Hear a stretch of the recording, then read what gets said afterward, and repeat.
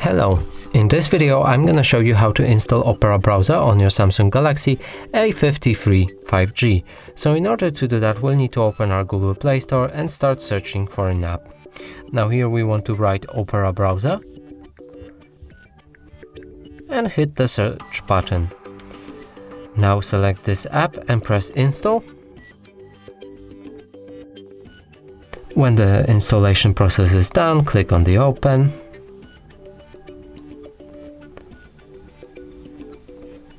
Continue, and from here you can customize your Opera by either enabling adblock or just skipping it. Let me enable it, enable tracker blocking, and set Opera as my default browser. So let's do that, and allow to see all the terms. And here choose the theme, so this will change how your Opera will look like. I'm gonna pick that one and press done. So now the Opera is ready to be used and everything should work properly.